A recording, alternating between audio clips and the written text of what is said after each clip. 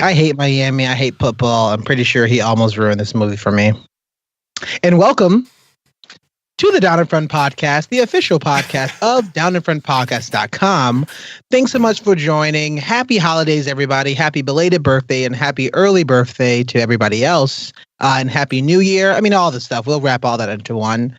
My name is Warren. I will be your host this evening. And if it's your first time kind of checking in, thanks so much. What we do here is that we review movies, TV shows, just about anything and everything in between from a bunch of different segments, all while drinking some of our favorite beverages. Sometimes alcoholic, sometimes not. So with me, we're going to go on a bit of a roundtable and we're going to talk about what else we've been watching along with what we're drinking tonight.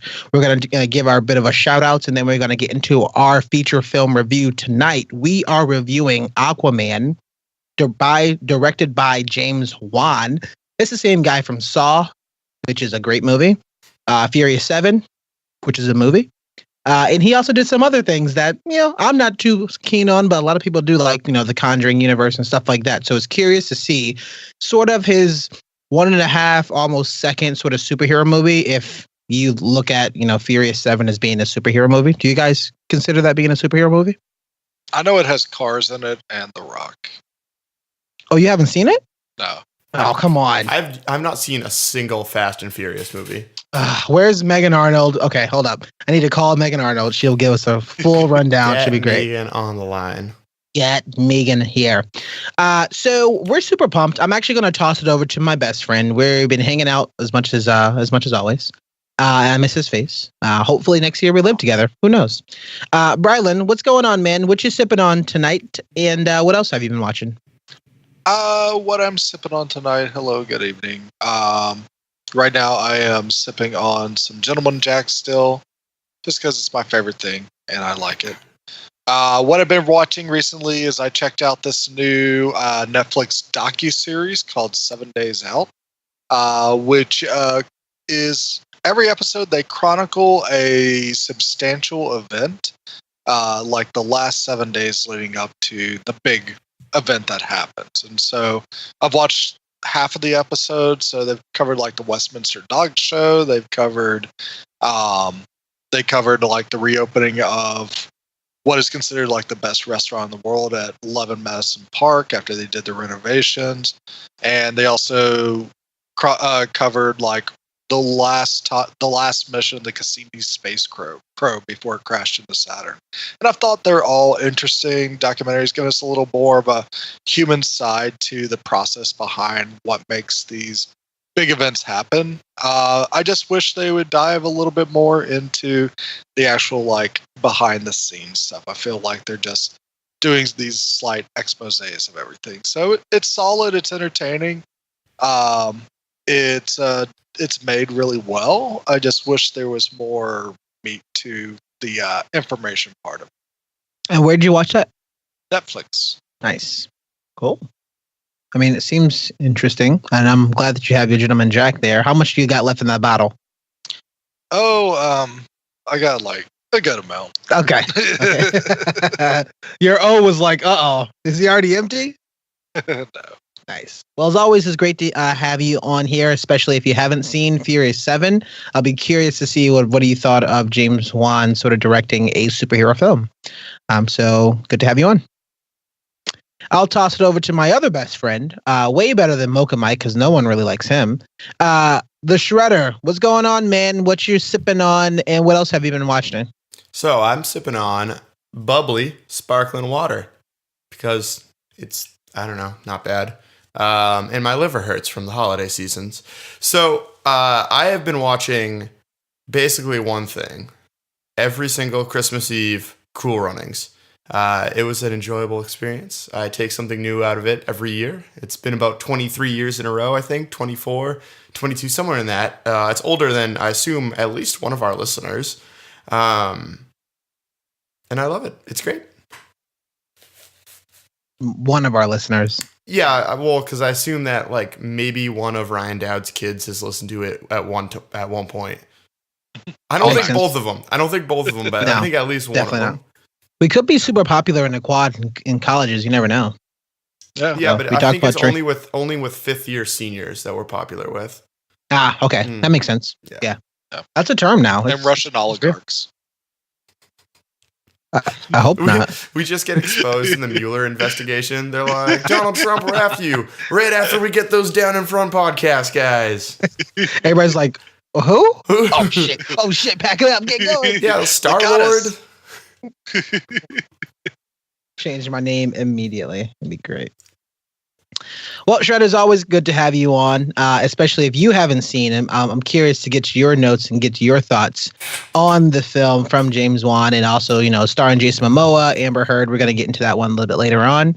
My name is Warren, and what else? I am currently sipping on a combination of a black tea coconut blend. I really wish I remember the name of it, but it's absolutely delicious, with a dab of honey and a little bit of vodka, Tito's vodka. It is absolutely amazing. But Blewett, I definitely hear you. I probably have drank the most amount of wine I've ever done in my life in these last couple days. So kudos to that. I appreciate Emma's family kind of hosting me. That was great. What we actually been watching is that I took a look, and we were really like scanning Netflix and Amazon Prime, but we landed on watching The Kindergarten Teacher on Netflix, starring Maggie Gyllenhaal.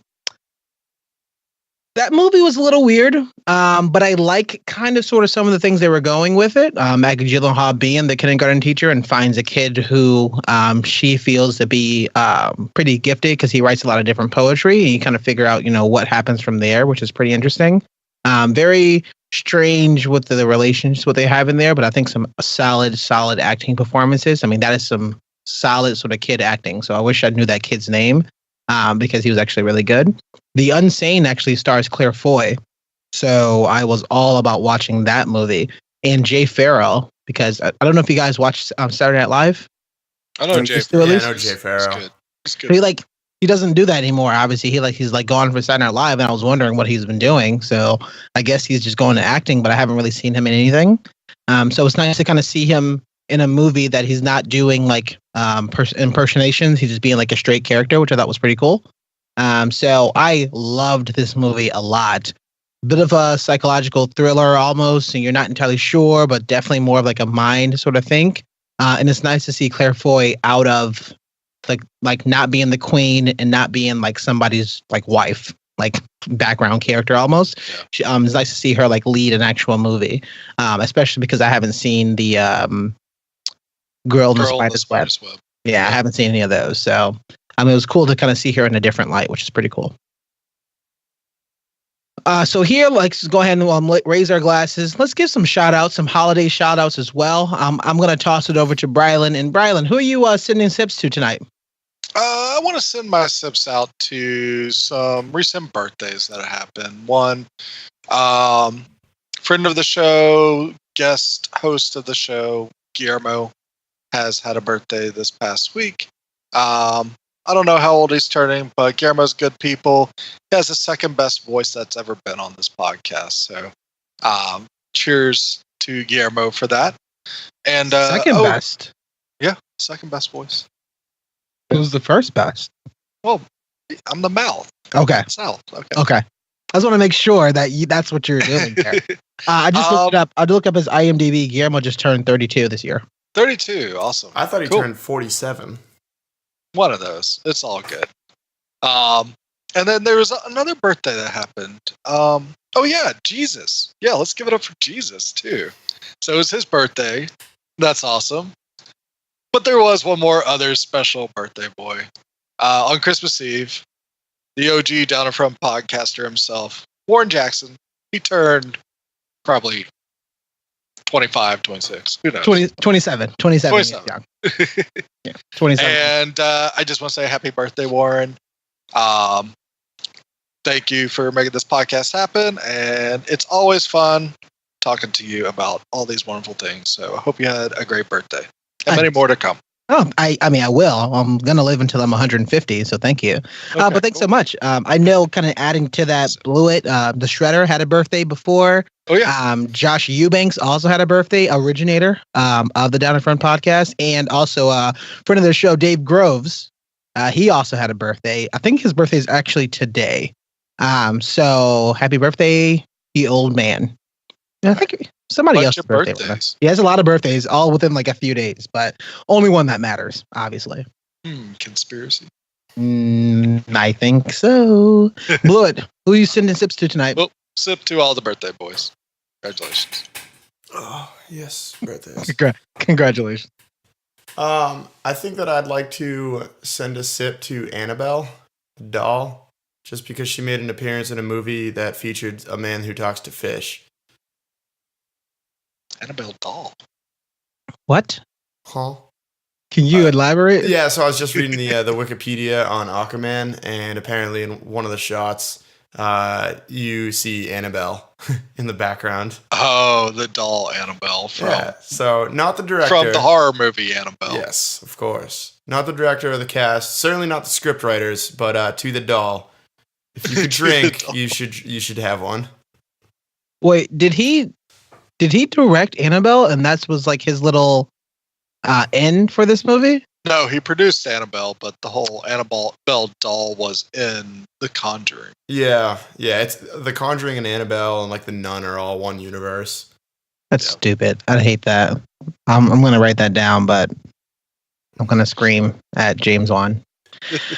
But yeah, to Annabelle's doll, I would say last time your Cinder Sip was very obscure, so I really hope you keep this theme up, Blewett, for all the other episodes you were going to be on. It's going to be hilarious. And you will see me in no new episodes.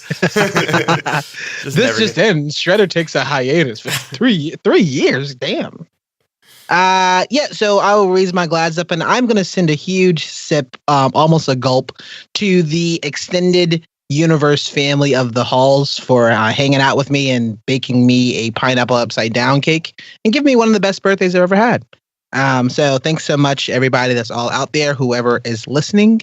I think so much. I appreciate it because that was like super awesome just to kind of hang out and drink copious amounts of wine. I'm pretty sure it felt like it was like maybe 5 or 6 bottles a day. So that was great. So I was definitely kind of hanging for that. So, and mixing, and we always had like at least 2 or 3 drinks in front of us simultaneously. That was great. So thanks so much for that. So we have hit our spoiler section. So if you have not seen Aquaman, at this time, we will say you probably want to pause, just because we will be spoiling the movie. We will be talking about some of our pros and cons and like other things about the movie itself and the director and the acting.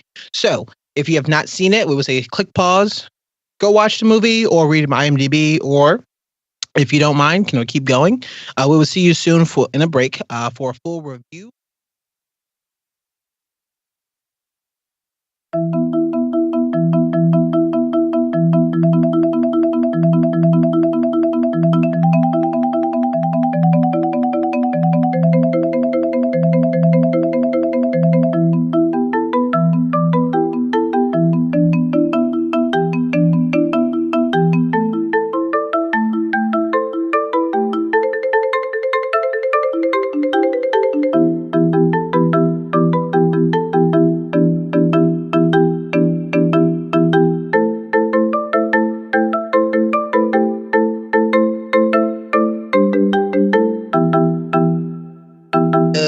And welcome back, and we're the Down in Front podcast. Thanks so much for kind of hanging out. We are in our spoiler section, so if you have not seen Aquaman, we will be spoiling the movie. There's some things that you may not want to know, but if for those who doesn't mind or doesn't care, feel free to kind of hang out. I have Blewett with me. I have Brylan. We're going to break this up into a couple of sections. So as always, we're going to talk about the acting and characters that kind of as a whole and the overall feel of the movie, and then we're going to get into kind of the universe building, because how does this sort of fits in with this DC universe, along with the graphics in this, because I think they did a lot of good and different things that we haven't quite seen before.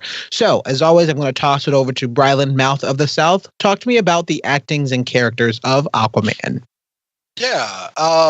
When it comes to like the acting and the characters of Aquaman, I think one thing I saw on Reddit that sums it up for me is they started taking the poster of Aquaman and just taking the titles out and replacing it with a title that says Wet Thor. And that's all Jason Momoa had to be. And I think for the most part, he definitely delivers on that. I mean, he definitely has a charm about him. He has the physical presence to be this superhuman aquatic hero. And I think that he's definitely better than what they write the character to be. So I think he does a lot of good with the character, especially for the action parts. The dialogue is definitely lacking for everybody, I think, across the board in this movie. But I think for what he has, he makes it work for the most part, which is, I had a lot of fun with Jason Momoa. Yeah, I mean, it's weird, but I didn't mind too much. Even looking and, watching the Justice League, like he was a quirky character. He spoke out, he was a little bit more funny and didn't really take a lot of things serious. In the archetype of the characters, comes from royalty, comes from distant or different land, and has like a mythical or like some sort of special superpower that other people doesn't have. So when you look at Thor, you look at Aquaman, it's like, oh, I mean, yeah, it definitely seems like it's a very similar character. I like the way that he played the majority of this role.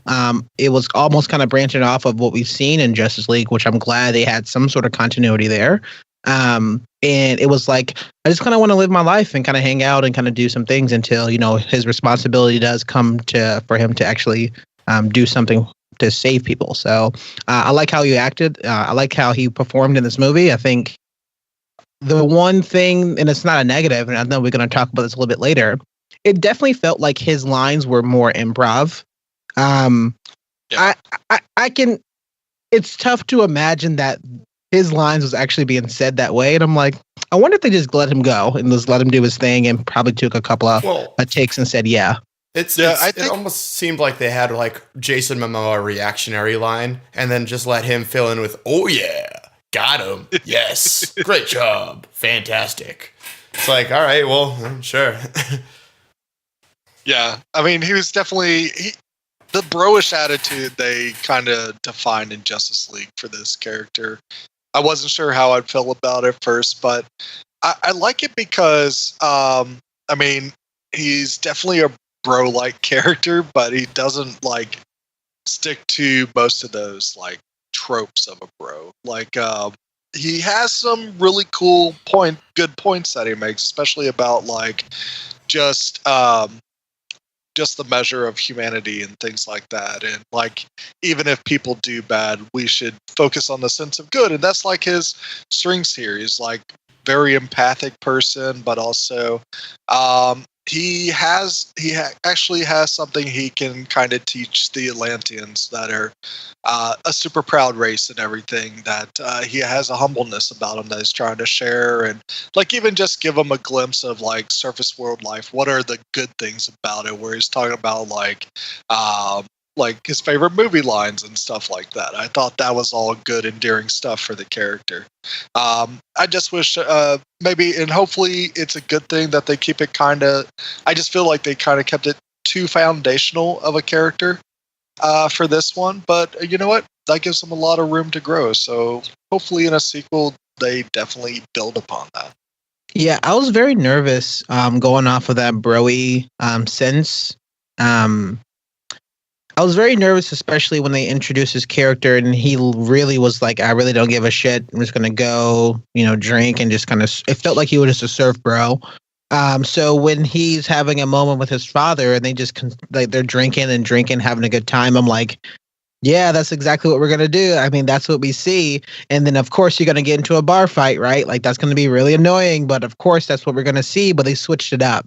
And I'm liking the fact that, people were like kind of admiring him. And although they know that he was kind of a super powered person, he just didn't want to deal with that. He just wanted to do good. So I'm glad they kind of broke it up a little bit. I'm glad that they really didn't go too much into the stereotype of bro dudes just gonna go surf, drink, and not really give a shit about anything. He did have some roots of going back what he really cared about, his mother's sort of relationship, his father's relationship, and there's things that was definitely kind of rooted, ingrained in him. Even those flashbacks between him and Willem Dafoe's character, I think those really kind of shaped his beliefs, kind of going up and growing up as a man now. I think they had to do the bro thing too. Like, you say what you will about it, but if they came out and had Aquaman as being like, oh, I love the sea, like everyone was, it's Aquaman. Aquaman's been getting crap from like, I guess any non-comic book fan for 50 years at this point now. It's just like, what a nerdy little character that can talk to fish. Like, who cares, Instead of making him this laissez-faire, just like, whatever, I'm just going to live my life. It one, makes it more relatable, but two, it also just doesn't, it really undersells the nerdiness of what that character is. Yeah. I'm just glad they didn't make it like a corny joke on the fact that he can drink that much because he's a sea person. Like, I thought they were going to go that nerdy. I was like, oh, don't ruin this character. Like, keep it fun. No, that was keep it fresh. I actually like that joke with the, I can literally drink or breathe underwater, but you could still outdrink me. I thought that was pretty funny. I thought that was cool. Yeah. What else you got, Bradley? I would say for like the side characters, I think Patrick Wilson was a really cool villain as King Orm.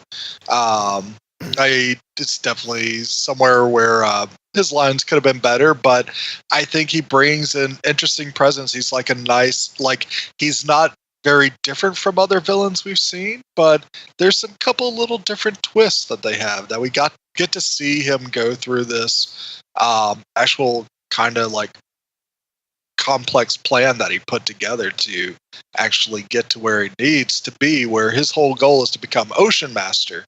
And even if that's a cheesy name, I mean, hey, that fits with the comics. And I thought his suit and his design were badass. It reminded me a lot of like old like Seventh Voyages of Sinbad and things like that. So I thought his suit was really cool, but also I thought it was really cool that to win over one king, he decided to go with diplomacy, but to win over another king, he used the force of might until he was mighty enough to just conquer everybody else. So that's like a more rational, I mean, it feels more rational than like, give me the one powerful thing that'll let me rule everybody else. He had to like kind of work for it. So it was really cool to see that happen.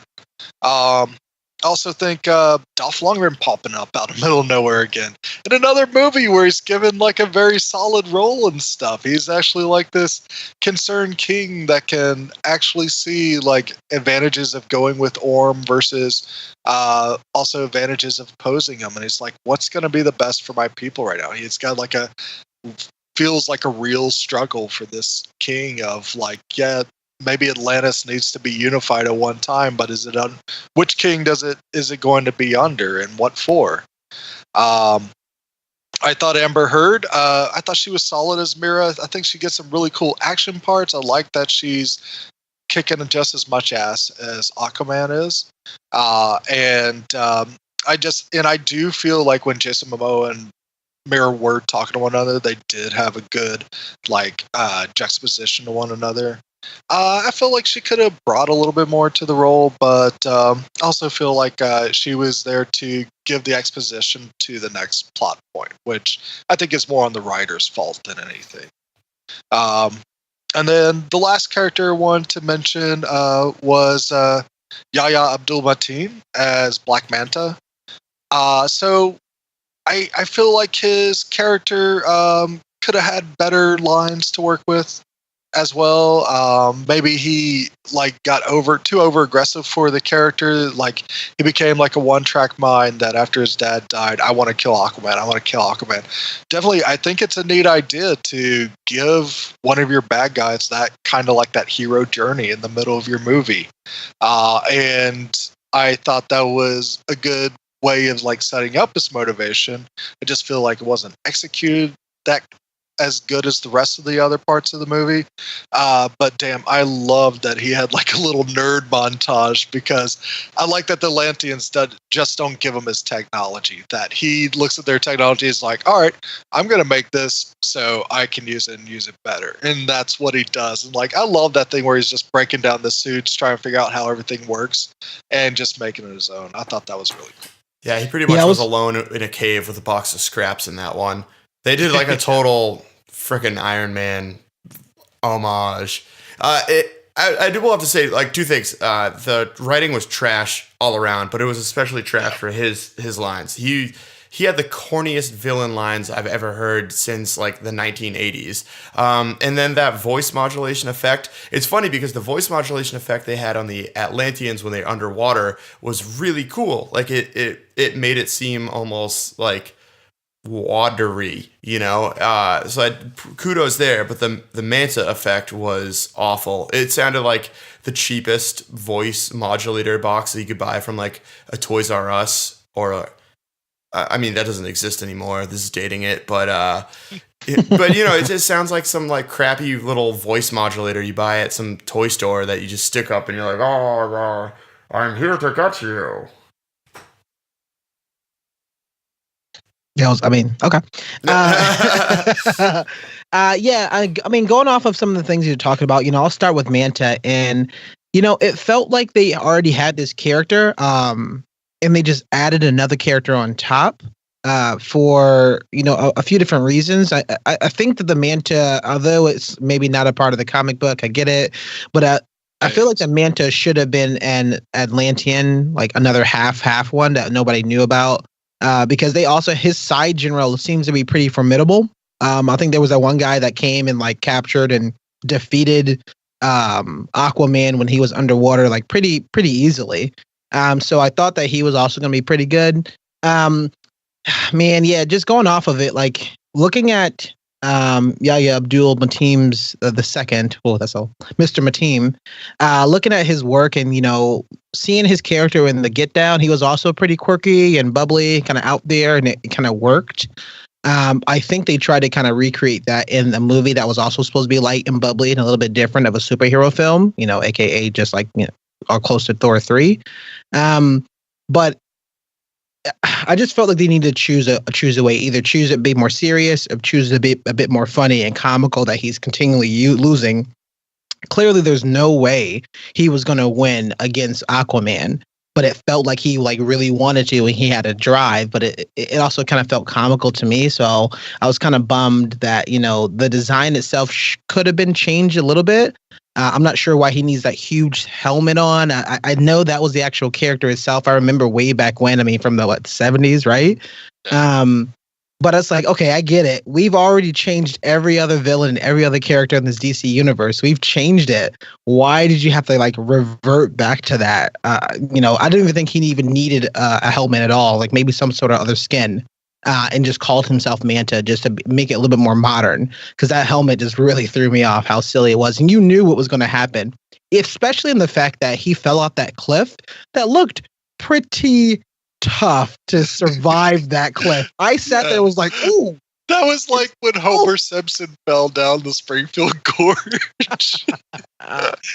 I was like, I know he's going to be alive, but damn, that looked took like a lot of hits. And he woke up with a couple of scratches in the end. So I'm like, oh, okay, whatever. So I was kind of bummed. I really kind of wanted a bit more from that character. So hopefully they do change it. They change that design now that the head is like kind of smashed up. And also kind of bummed the fact that Lex Luthor didn't find him just kind of floating on the water at the end, because he was currently in the boat the last time we saw them. So I thought that was like, that could have been a way in the actual universe, but that actually didn't happen. I'm super glad about Lundgren. Oh my goodness. I mean, this is his year. He has won this year. It's Claire Foy and Dolph Lundgren has won this year. I thought it was great. And Josh Brolin. True. I like that he had, you know, he didn't have to do too much. Which is also great. I thought keeping his lines to a minimum was also great. I mean, I think they knew exactly what they were doing. But they also added, even also with the Patrick Wilson character, like they added a campiness, they added a hamminess to the villain. That these are clearly the people that we are not supposed to kind of agree with. But I like the fact that Patrick Wilson's character had a legit claim. He was there. I was going to call him Thor. Whoops. Aquaman left, right? And so the mom left and they had a child outside of wedlock, and she came back and they had a second son. And so he had the legit right to the claim. He was basically doing all the things that he was taught from his father, just like Aquaman was doing from his father. And so you can see how these two, kids are now being raised in different environments and different societies, and how they're going to be dealing with conflict and things like that. And so I like that his actions were actually motivated in a silly movie like this. I'm like, oh, I mean, yeah, that makes sense what he was trying to do. And, in the end, I'm glad, after they battled, and obviously Patrick Wilson lost. We knew that. I'm going into this movie. I'm glad that they actually put a line in that said, hey, man, when we have some time, we should talk. Yeah. And I thought, yeah, it was a cool line. We've never seen that anywhere. None of the Marvels really ever did that before, of hey, let me empathize with you, villain. I understand what I see your point, but there's different ways to go about it. I understand that people on land are terrible and they're poisoning our seas, and they've done destructive and terrible things to us for years and years and years, that you want to lash out, but you haven't from all this time. So I like that they kind of injected that in here, and it made it a bit more real, and it definitely make it seems like, he's not going to be evil, which I'm sure he probably will later on. But I'm glad they actually kind of at least put that in that film. I thought that was pretty cool. And then the Amber Heard, not a huge fan of her. I think she was just there to just be opposite to Jason Momoa. I just kind of wanted to know what was going on with her powers, because it felt like nobody else had those powers, and we didn't get anybody to explain it to us at all. Yeah, I mean, Atlanteans will all have their own unique thing. How Arthur talks to fishes, and she can control water, and I think Orm has something too that I don't know if he showed it or not here, but they all have their own unique characteristics, especially the highborn Atlanteans. So that's comic book stuff. But I wanted to say, I even like this talk of just Black Manta being an interesting but kind of flawed character in this movie. It reminds me of one thing that I also liked about this Aquaman, is that he's admitting his faults. When he let Black Manta's father die, and he just left the submarine there and everything, left him on that submarine to sink. That afterwards, later on, he tells Miro, yeah, I had the chance to save that guy and I didn't, and I have a villain that I've made. And he's actually kind of accepting responsibility for making Black Manta into the villain that he is. And I thought that was really cool. Also like that Aquaman is a hero that has both his parents. So that's really good. What? And this story ultimately is about two mama's boys just trying to figure out hey, can they be friends or not? Or just learning from the differences. And it's kind of gets stepbrothers at the end. I'm so glad her name was not Martha. Guys, yeah. I was like, please don't make her name even close to Martha. Make it as far away as possible. Yeah. And the people that played Aquaman's parents, I thought they did a fine job as well. I thought Tamora Morrison, of all people, getting Jango Fett to come be in this movie, that's a surprising choice, but I think it actually works. And I think he has a good father-son relationship with Jason Momoa, and he's got a good man and wife relationship with Atlanta with Nicole Kidman. I thought they both work, and it's really cool to see that he's this humble fisherman, lighthouse keeper, and she's a badass queen of Atlantis that when bad guys come, she kicks into action and that she can whoop anybody's ass. I thought that was really cool. Yeah, I think that first fight scene, I actually kind of was I had heard nothing about this movie, and after that first fight scene, I kind of was, all right, here we go, let's do this. That was a pretty kick-ass fight scene. I love the camera kind of rotating around her as she did like those different flips, which I think they echoed throughout the movie. I loved a lot of, especially that Italy fight scene with Black Manta. I guess my 2 cents on him. I really liked him. I thought it was kind of dumb how his dad had to blow himself up because he was stuck under a torp. That didn't make any sense to me, especially he was doing it while his kid was still in the hatch. Like, imagine if he blew himself up and his kid didn't run fast enough, and then he blew his kid up. That seemed weird. But yeah, that's an evil pirate dad. Yeah, but he was already trapped under a torpedo, and he pulls out another explosive.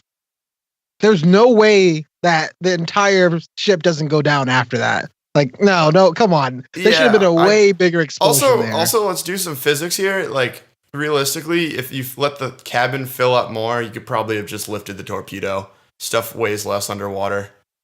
Yeah. So, like, whoops. Yeah, that was a very solvable situation.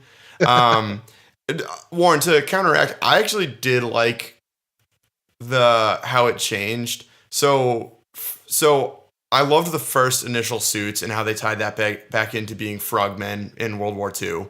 And then the Manta suit, it made obvious sense that he would take it and adapt it into a condition that he was used to wearing, like the traditional like Navy SEAL frogman suit.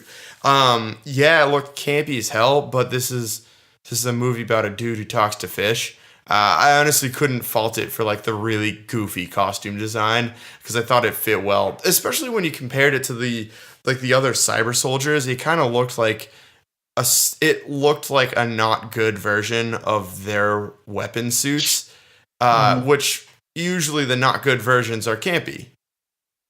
I guess my only thing about that is all the other characters that we saw in Atlantis, they didn't really have any motivation besides just kind of following orders. Black Manta actually had legit motivation to, seek revenge against Thor. And if that's the case, and you want me to at least have, I was gonna say, I'm gonna keep saying that. I'm just gonna dub that in later. Wet Thor. It's just my voice. It's like, yeah, Thor. So if Black Manta had legit, if we're talking about having semi-serious components of this movie, and they did a lot, especially when we talked about the relationships and things like that. If you're talking about a motivational sort of force for a character that you're going to put through this movie, you have to lessen the amount of comedic things for this character, with the look, the lines, the actual action sequences. Like, he actually stabbed him, and it made it seem like, oh, this is the first person that we've seen so far to actually kind of hurt Aquaman when they were fighting in Italy. And so I felt like it was kind of a bummer because the suit was so ridiculous, and it kind of detracted a bit from what he was trying to do, unless they were trying to make it so that, hey, this character's ridiculous, so he's going to continually keep getting beat down and beat down and beat down.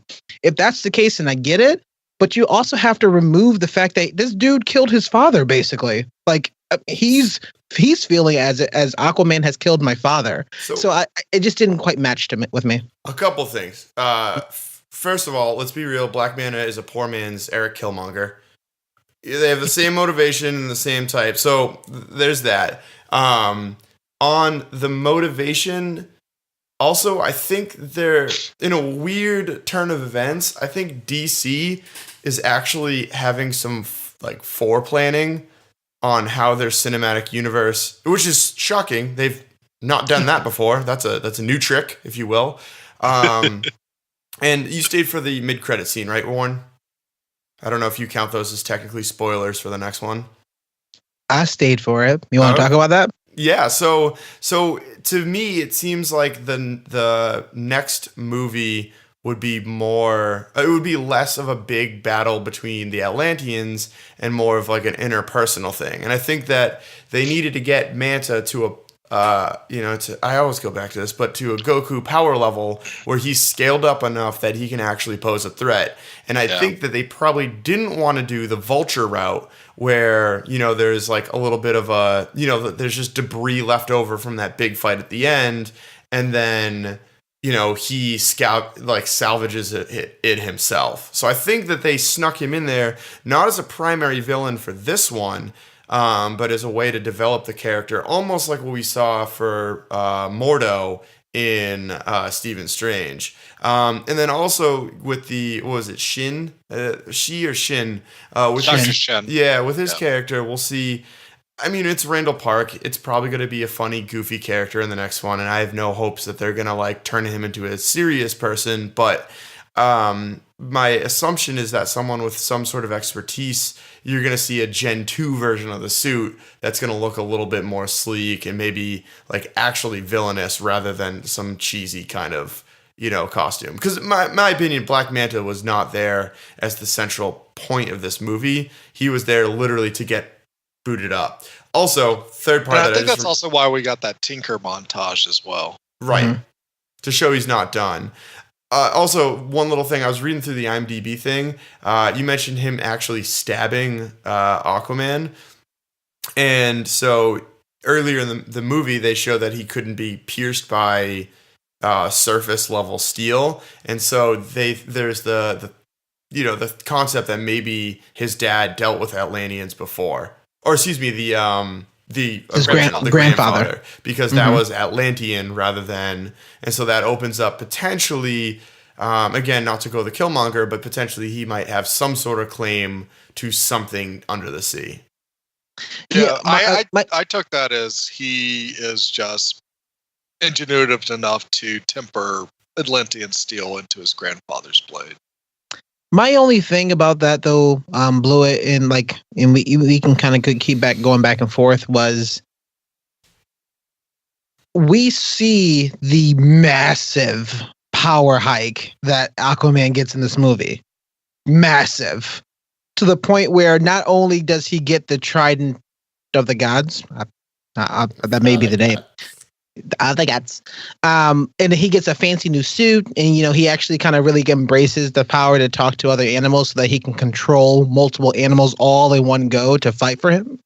So if Black Manta is supposed to get a power hike, that's going to have to be a severe power hike to at least come. At this point, I'm like, who can even come close right now on Earth from all the things that we've seen so far? Who can come close now to Aquaman? Well, Wonder Woman, Superman, Wonder Woman, still there. Yeah, but I don't think no Wonder villains Woman so far. Dude, Atlanteans are a far superior race of it seems than the. I mean, Aquaman's essentially water Superman, right? And so yeah, but Wonder Woman's also just woman. So yeah, but she's also a god. So nobody else is a god except her. But it seems like the trident is way more powerful than anything she's got. They made the passing reference to Steppenwolf, and we'll talk about this a little later. But it almost seems like now he could have just beaten Steppenwolf by himself. Hell, I mean, he could have brought Worm with him and a couple other folks, and the 3 or 4 of them probably could have. High Atlanteans probably could have taken down Steppenwolf by themselves. Yeah, good babe. I mean, I felt like even in that movie, even in Justice League, Aquaman was standing pretty toe to toe with his mom's trident with Steppenwolf. Did they introduce the mom's trident in that movie? I couldn't remember. He just had a trident. Okay, hold up. I think you remember that he disappears and then comes back with a trident to stop the water. Yeah. And nobody says anything about the fact that he has the trident at all. You remember that? Yeah, I thought he got that in Atlantis. And I might be misremembering it. I thought he did too, but he literally leaves off. We seems that now they connected those of he was using his mom's trident that she left because she had to go back to Atlantis, and he was just going to there in Justice League and came back. I think the only time that we saw Atlantis, or excuse me if I'm wrong, but I guess he's never been to Atlantis because they say that in this movie here. The only time that we see him go down to the seas is when they were having that conversation, the Justice League, but it also doesn't make too much sense how it ties into this movie, but who knows? Yeah, they kept it really, really simple. They also made it seem like he doesn't know Mira in this movie, and I'm like, wait, you should know Mira from before. They knew each other in the last one, and then she wanders up. You think he'd be like, oh yeah, hey you. Yeah. Yeah. I know. Yeah. So the only other thing I do want to talk about, we talked a little bit about the fact that the other side characters. So I do want to mention Willem Dafoe and Nicole Kidman is in this movie.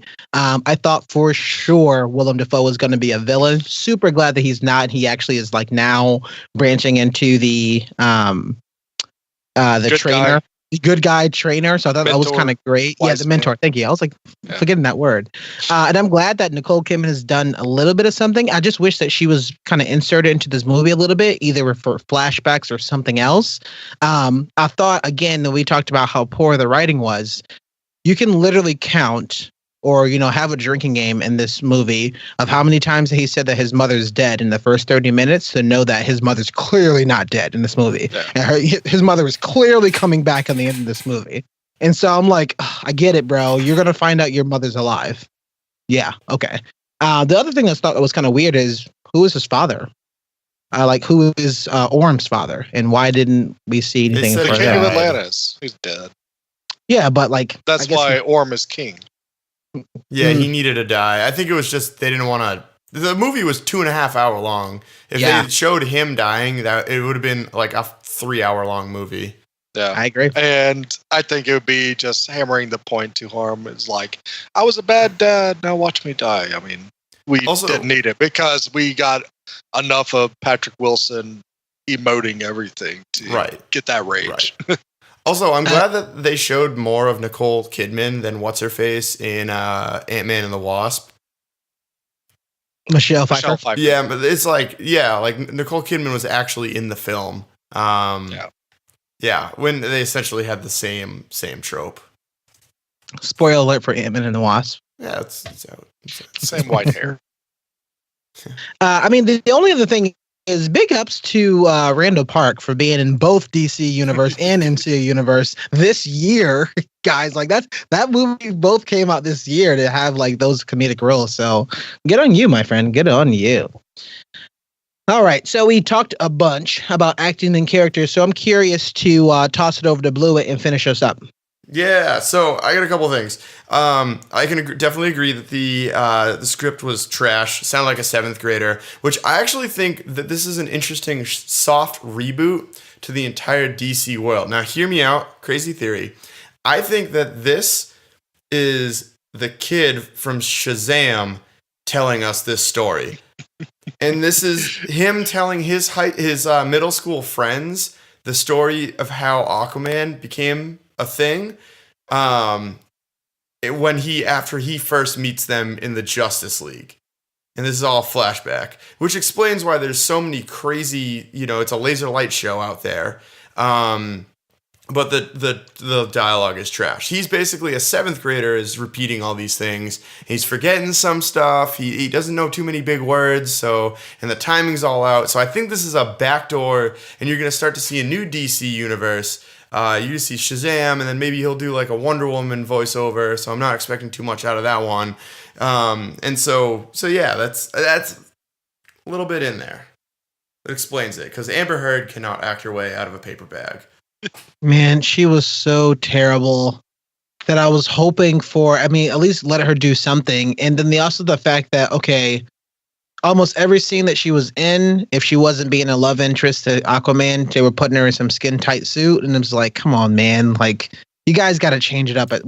That's exactly what a 7th grader would want. Yeah, your we girlfriend, get it. Like skin tight suit. Yeah, hot chick. It was just ridiculous. It's just to the point where I'm like looking at everybody else's costumes and just clearly zeroing on Amber Heard and how attractive she is. I'm like, this is great. This is amazing. But come on, DC. Like y'all just came out with Wonder Woman and how you can clearly show that you can have positivity with this character that doesn't have to be clearly written by a man. Maybe y'all can learn from that. Nope, it's clearly not. And so that was kind of a bummer. I was really hoping that she was giving a bit more. She even seen the fact that she was clearly smart, definitely way more capable than he was by far. by he, I mean Aquaman. So I thought that was a bit of a bummer. That was definitely a bit of a loss. And so I kept coming back to, why is she in this movie? Like, I don't. It's just kind of tough for me to say like why she was in this movie, and that character could have been changed for somebody else. So that was kind of a bummer. So let's talk about the graphics of this movie and the bit of the universe building, how it kind of fits in, ties into everything else. Brylan, what you got?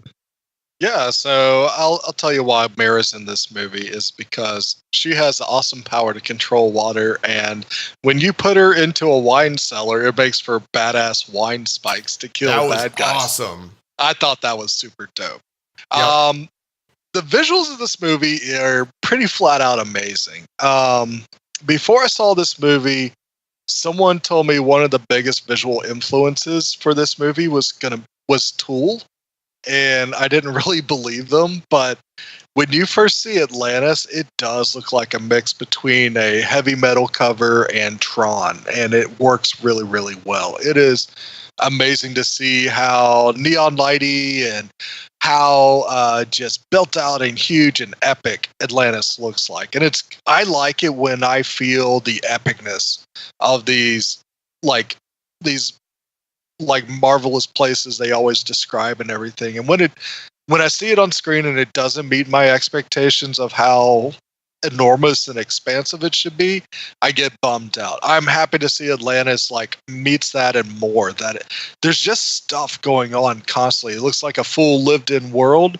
All the kingdoms are unique. It's cool to see Atlantis is just one piece of a huge underwater world that they have their own differences and they look different, and there's all different types of ways that they carry themselves.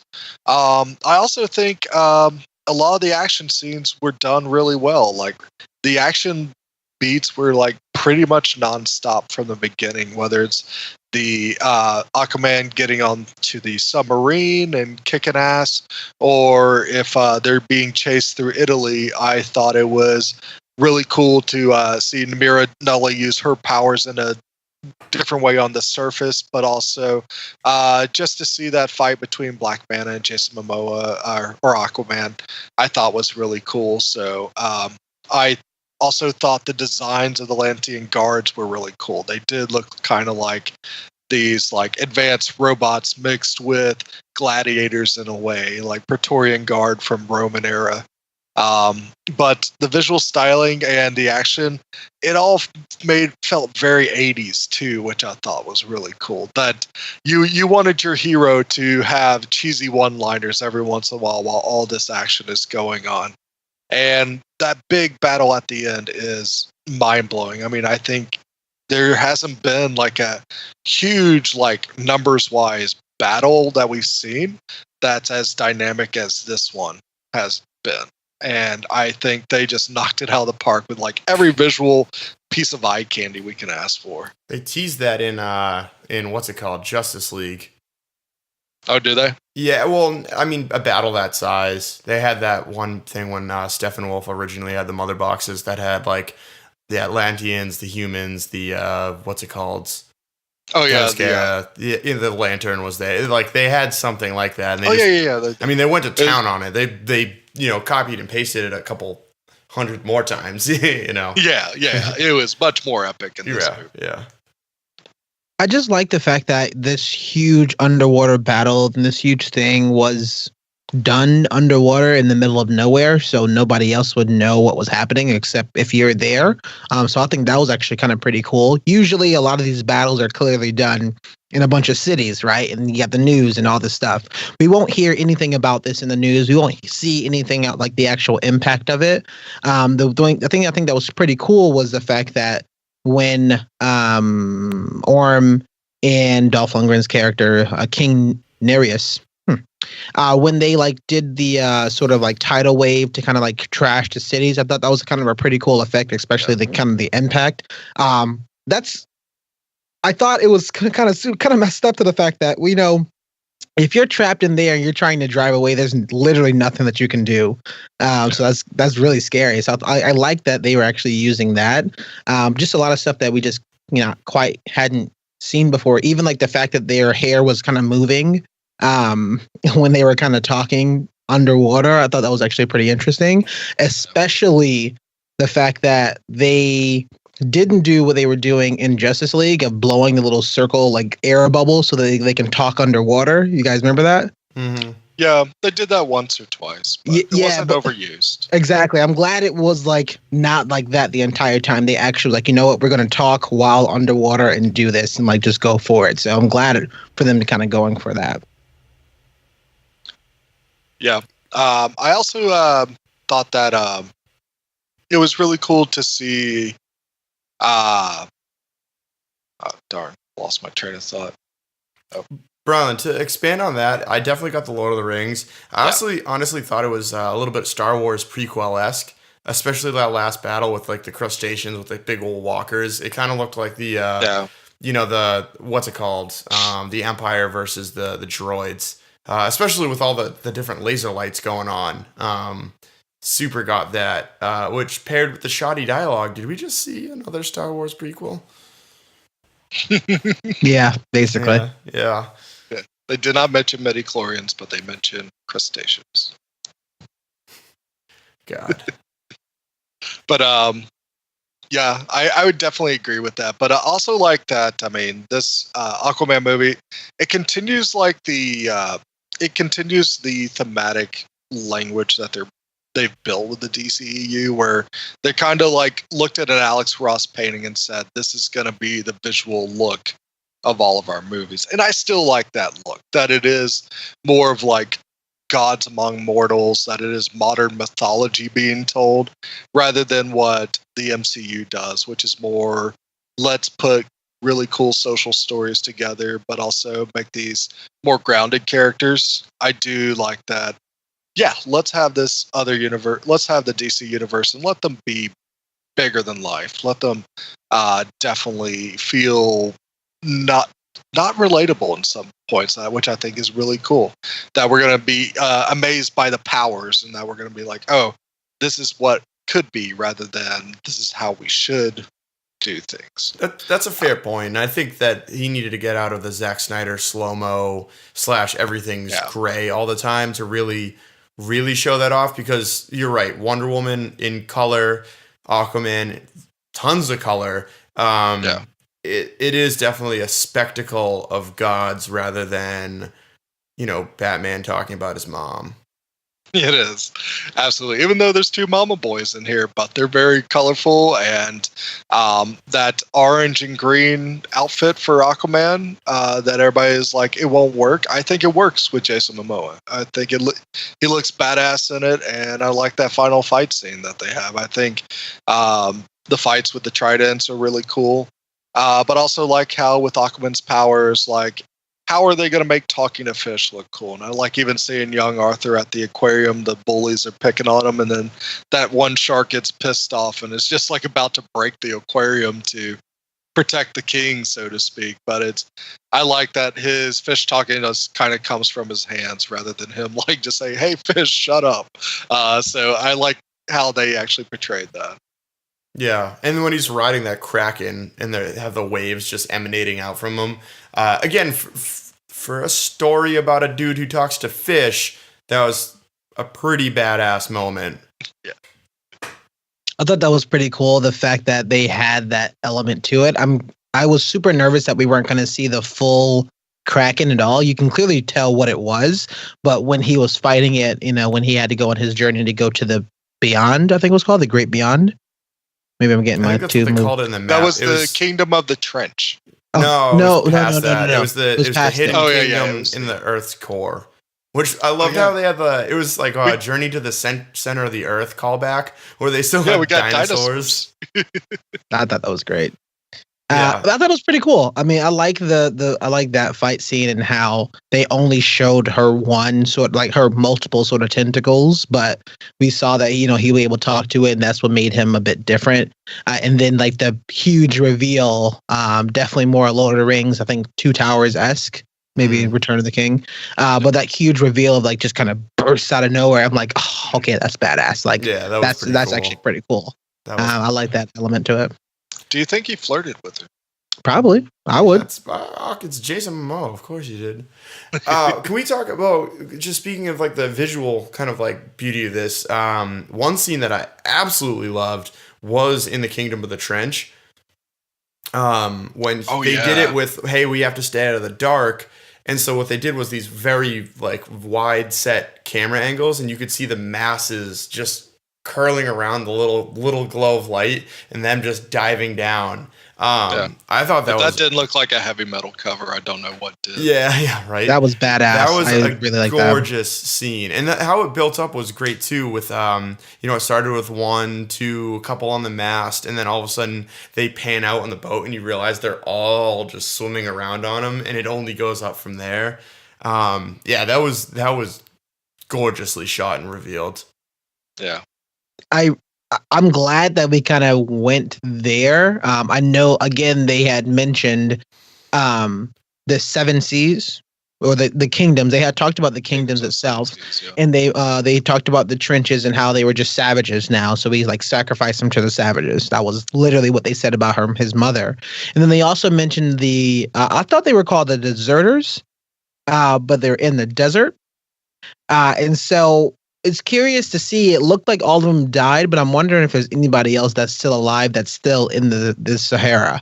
That was from there. So that was I'm glad they kind of shown not only the sea is underground. They even talked about underwater. They even talked about it was above water at one point and had all these technological advances, which gives us more backstory of why they have all these kind of fancy weapons. So it had a bunch of different sort of technological advances, and because of his hubrisness, he sunk the entire kingdom, which sucks. So I think that was actually kind of pretty cool that we actually got a chance to see different areas, like we also did in Thor. I know, but they actually kind of jumping from site to site or kind of planet to planet. So we actually got the chance to see at least some of these other kingdoms, and they all look different. They all seem to be a little bit more advanced at some point or some kind of rundown, but they all were very, very different, which is pretty cool.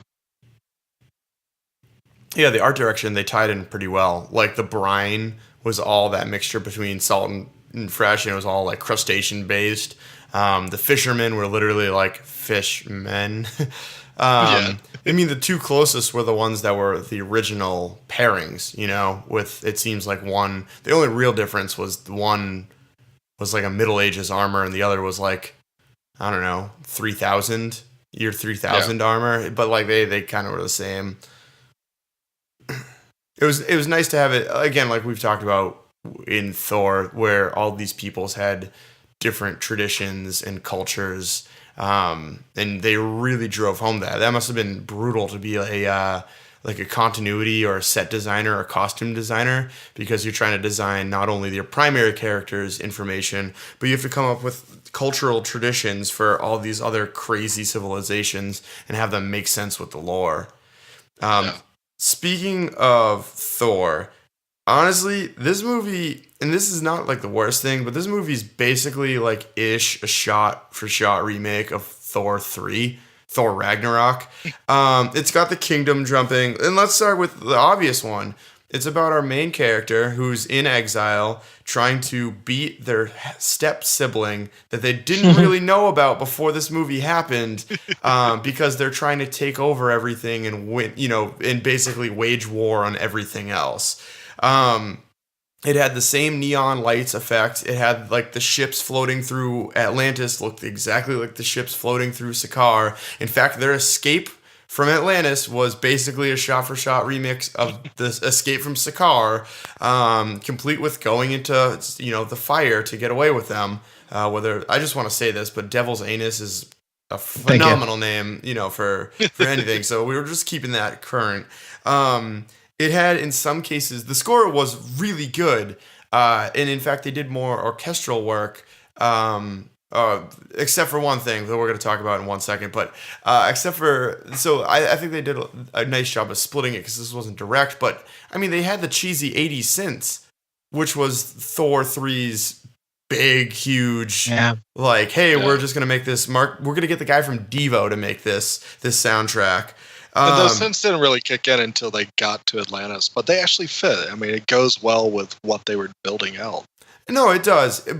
But when everyone's been lampooning this movie as being wet Thor, having the same musical identity as the last Thor isn't a great look. And I wonder, because like scoring it is done very late. Scoring this movie would have happened in November, in October. Like it's one of the last things to be done. So definitively well after Thor 3 came out. But I wonder when primary shoots were, when the writing was done.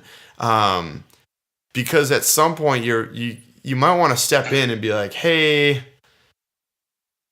like the only thing they did different was that in Thor 3, Thor finds out he's the weapon. And then in this one, Aquaman has to go find the weapon. It's basically like a reverse of it, which is ironic because in Avengers, 4 months later, they're like, oh, never mind, you need a weapon. Haha. I just related. I thought it was more like Thor 1, where it's just like that introduction to fantastical world, and heck, even Atlantis has a bridge. That's the only way into it. But the like Thor 1, which I will stand behind being an okay movie. Terrible. Thor 2 is god awful, but Thor 1, you're right, but it had a lot of more of the fantastical elements of Thor 3. Thor 3, The other thing is that I think both those characters are played in somewhat similar ways. Like Thor in the Avengers 1 and 2 and Dark World was more of like the doth thon mother know thy pantaloons are on backwards. He was more of that type of Thor in those, but he was kind of like a little bit bro-y in the first one, and then certainly the third one, or the third Thor movie, he was like, he had that swagger. He was walking around taking selfies with chicks and stuff. Like it doesn't help your case that Momoa's Aquaman is basically the same type of character. I didn't even realize how many comparisons until you just started reading through, like listing them out, and I'm like, yeah, this almost is exactly like the Thor movie. Besides, the love interest is not there in Ragnarok.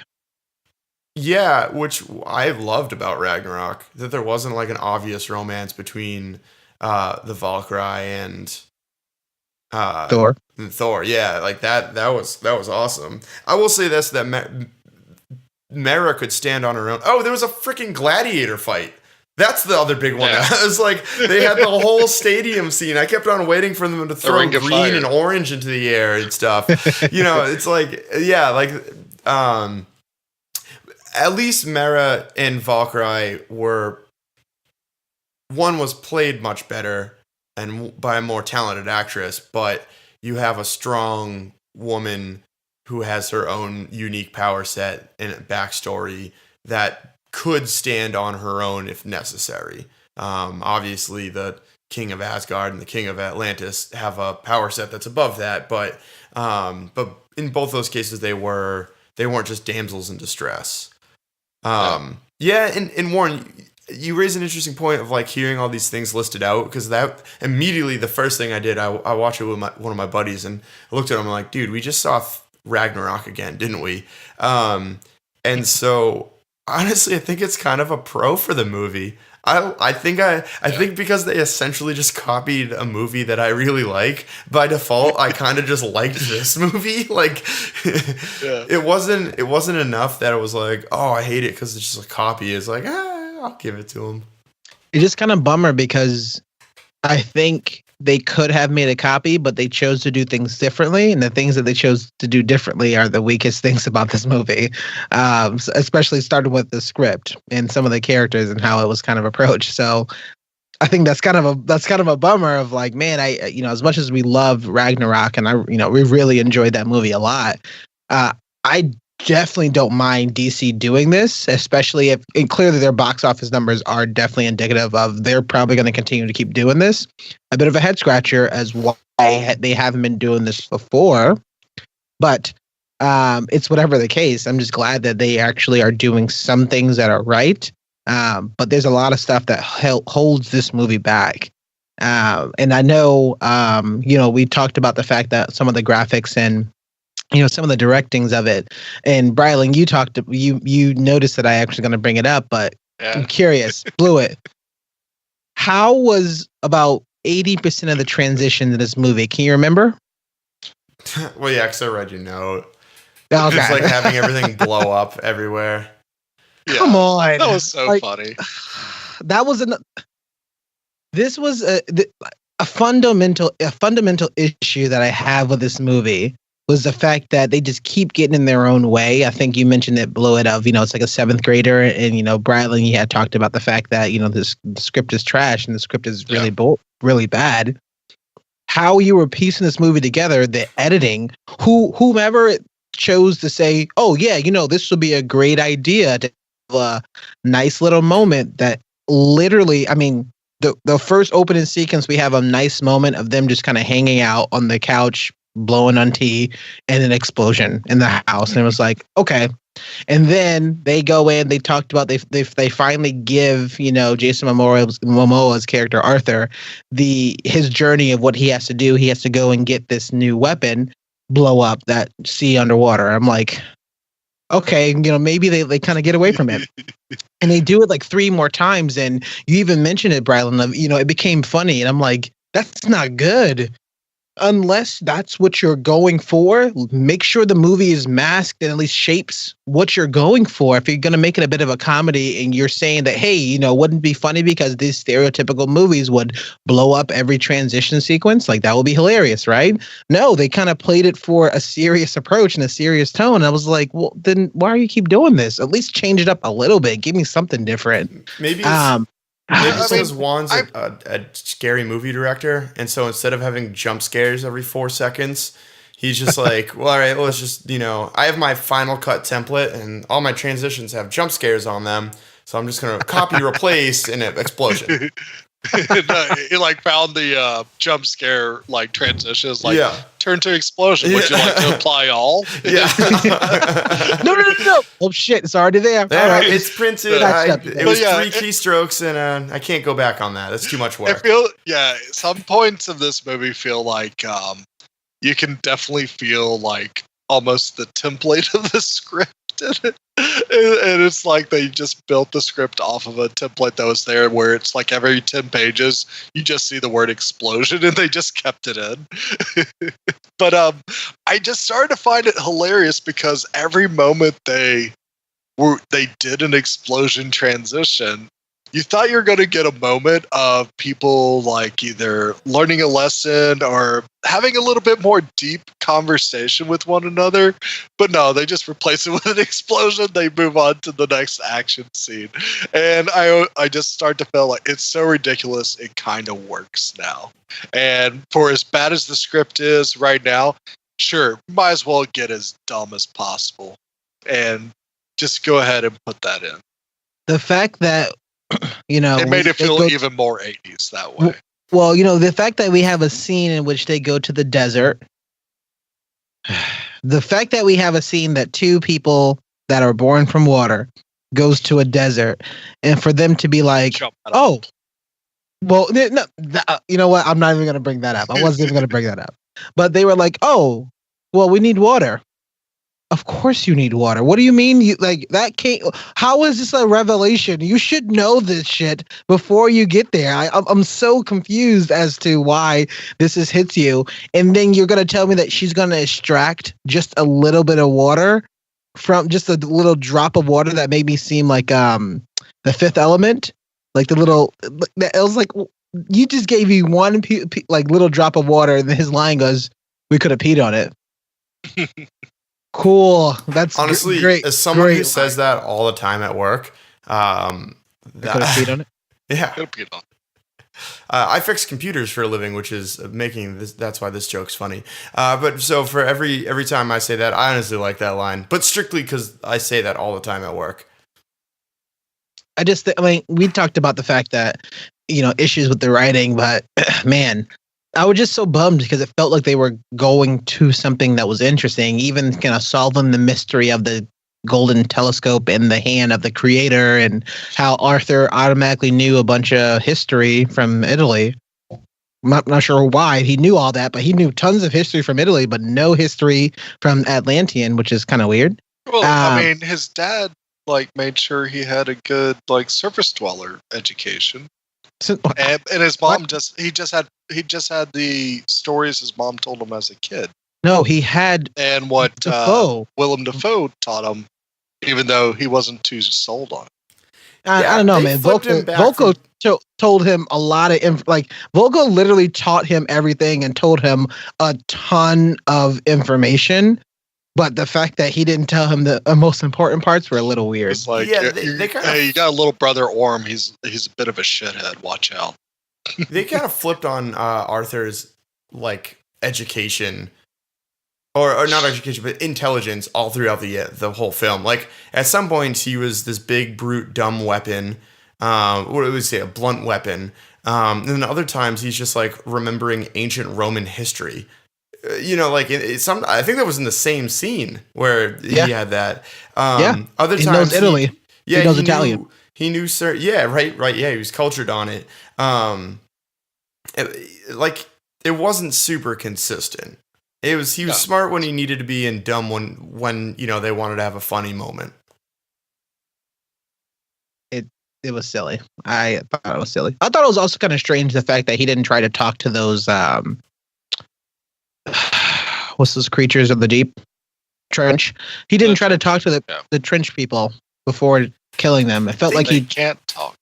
No, you mean as boo boo boo boo? Yeah, because he did later on, because he was they were helping him in the battle. I think that's the trident's power, though. I think the trident amplified him.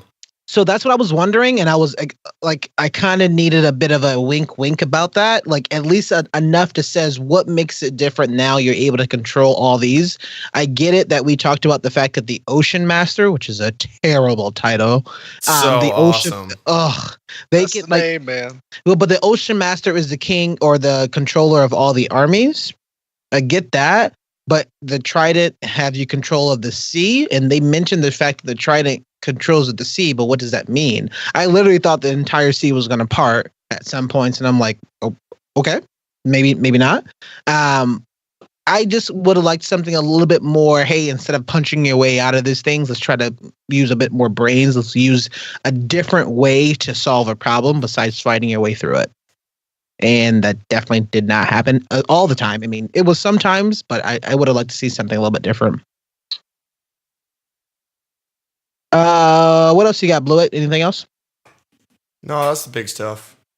The camera work was amazing. I think I said that earlier. The way they blended practical and CGI effects was awesome. That rooftop scene, the way they zoomed in and off between Aquaman, they basically just used a zoom in. You know that thing where you move the camera in but zoom out? It was almost like a drone. I forget. Yeah, it did, but it was all CGI. But the way they zoomed in and out between the two, between CGI and practical effects, was freaking awesome. Very hard to do when you're half your movie's in underwater. Also, that's pretty impressive. I was thinking about that they had to basically act like they were in underwater. I actually don't know. I should have looked this up before the podcast, but how they did where they were suspended there. But obviously, they didn't shoot the movie in a pool.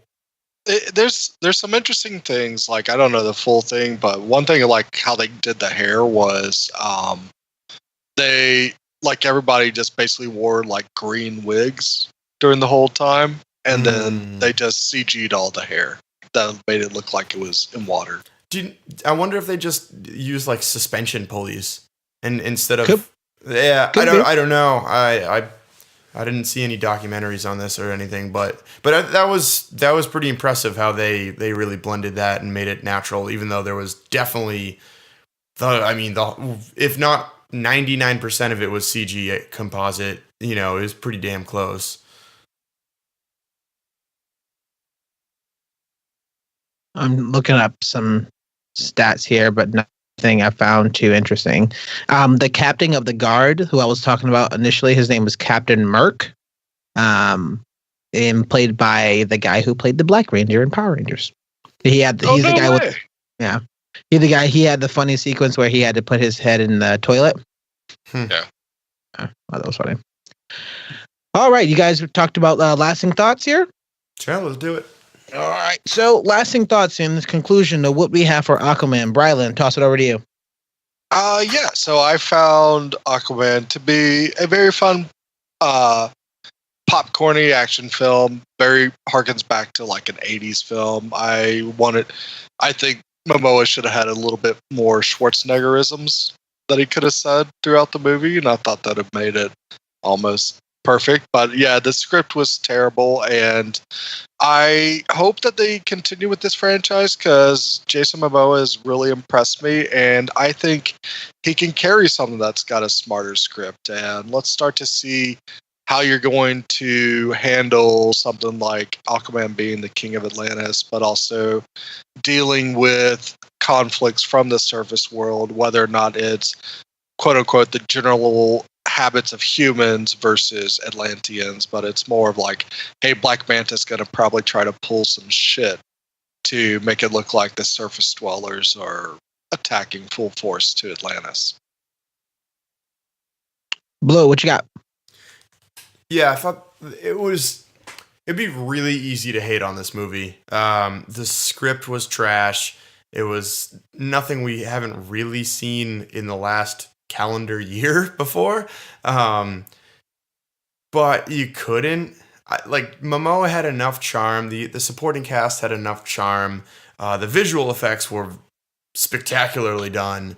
I thought it was DC's. This is going to sound weird, but I thought it was DC's best film.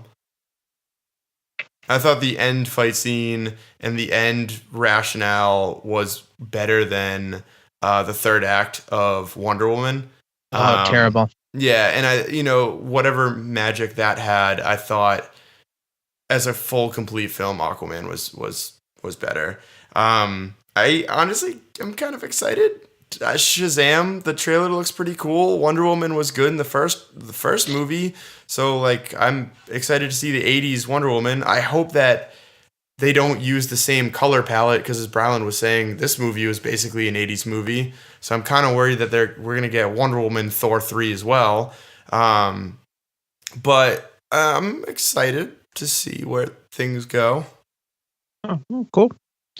I mean, yeah, I guess I'll hark off a few of you guys' points. I think I'm pretty excited. The characters, I feel like they're there in where the movie's going, meaning like how they're actually kind of formulating, there we go, a more of an interesting sort of story that we're kind of starting to kind of get. It's not kind of darker themes because we really were in a Batman, Superman sort of like no one really cares, and Wonder Woman was great, but the third act was terrible, sort of feeling of it. So I'm glad that we got something a little bit more with substance, and we can also go back and says, okay, the characters were pretty cool. I really think they need to do a bit better, a lot better on the directing, editing, and sort of the script. I'm kind of bummed that, I'm glad that this movie is going to get more popular so that we can see more things to have more of an impact for the characters. But if this movie is going to be very, very popular, we also need to realize that there's some bad things in this movie. This movie is fundamentally bad to its core from a lot of other issues, whether it's acting or writing. I really hope those things aren't glorified. And that's my only sort of real big beef with this movie. It's tough for me to say, hey, yeah, I'll recommend you watch this movie, because if anybody's going into this movie, I can care less what the visuals are looking like, right? If I'm going into this movie for some story, yes, it's a superhero film. I get it. But at the same time, I still want to follow some sort of coherent story that makes a bit more sense for me to care about why I want to watch this movie. This movie fails at it on many times, on many occasions. And that's my biggest issue. I understand it's a popcorn flick, but I feel like popcorn flicks should be on Netflix or maybe some free or something a little bit more cost less money for people. Now, I feel like if you go into the movie, you're looking for a bit of a story, definitely visual, but you're also looking for a bit of a story and some good character work and some good sort of dialogue. And they only gave you half of that. Just kind of a bummer. And with that, we are the Down in Front Podcast. Thanks so much, everybody, for joining and kind of hanging out with us tonight. And Brylan, where can people find more of your work on the interwebs? You can find me talking to the fishes on Twitter at Brilund, BRILUND. You can also find me posting many movie and TV reviews on Instagram. I am Brilund. I recently put up a mini review of Roma, so go check that out. Shredder, where can we find more of your work and what show you got coming up soon? Well, not super soon. Shout out to the drummer of my band, Mark. Just had he didn't, but his girlfriend had their first kid today. Baby's doing healthy, which is awesome. So we're not going to be really playing a ton because I've heard that caring for a newborn is not easy. But once the child grows up, assume in a week. Right, that's how this works. Yeah, takes about a week. Yeah, about a week. So we'll start playing. We do have one show in February that I'm hopefully he can like sneak away from, childcare to play with us. But we should also. I'm gonna re-release an old EP for iTunes. It's on Bandcamp right now if you really want to listen to it. But sprucing it back up, and then it'll be on like the more mainstream music platforms. That's at My News. You can find us on Spotify, Apple Music, that sort of fun stuff. Pandora, if you get really unlucky. Made that joke before. Cashing it in again. Also, and then if you want to reach out to us, you can, of course, go to JesseRandEatsRawFish.com. It's just a collection of Jesse. It's not even sushi either. Like, that's the weird part. Like, I understand sushi's a thing, but, that he goes or whole fish. That or you can go see us. He has a Skype channel too. It's called Jesse Rand Teaches Willem Dafoe Impersonations. Go hit him up on that, and he will scream at you in the most accurate Willem Dafoe accent you can imagine. That'd be great. I'd be down for that. Check us out. Would you be down in front for that? Yes. Hey! DownInFrontPodcast.com. Check out more of our work. We have our video teasers. We have all of our links. We have some bios up there, so definitely go take a peek. We also have our Twitter. That's actually on that page at _DAFP. That's _DAFP. We're actually going to be tweeting for right now of all of our favorite holiday films for the Christmas. And so I think the last post was me for the Santa Claus, which was great. And if you haven't seen that movie, it's great. Tim Allen is amazing. What's wrong? If you haven't seen the movie, right? Yeah. Okay, Yeah. cool. I was like, what's wrong with me? Hold on. Oh, no. Nothing wrong with you. Yeah, perfect. So definitely check us out literally just about anywhere. You do a Google search, you can go downinfrontpodcast.com or on Facebook, facebook.com/downinfrontpodcast. If you like what we do and you actually want to kind of donate, tis the season. Feel free to kind of sign up for our Patreon, patreon.com/downinfrontpodcast for bonus episodes and early episodes. We're also going to be doing things like last calls and other kind of small episodes that we'll be posting along with posting some things on Anchor. So stay tuned for that. And we're super pumped to give you more goodies. Brylan, what's our next episode? Our next review will be Vice. Ooh, I heard some good things about that. And we could have a special guest, so stay tuned for that. That should be exciting. Is it Dylan? No, that guy sucks. Well, thanks everybody, and good night. Bye-bye. Oh shit, we didn't talk about that Toto Africa. Whatever. It sucks. We started at the beginning. Pitbull sucks. It sucks. Yeah. Pitbull's trash. Pitbull sucks. But Spider-Man liked to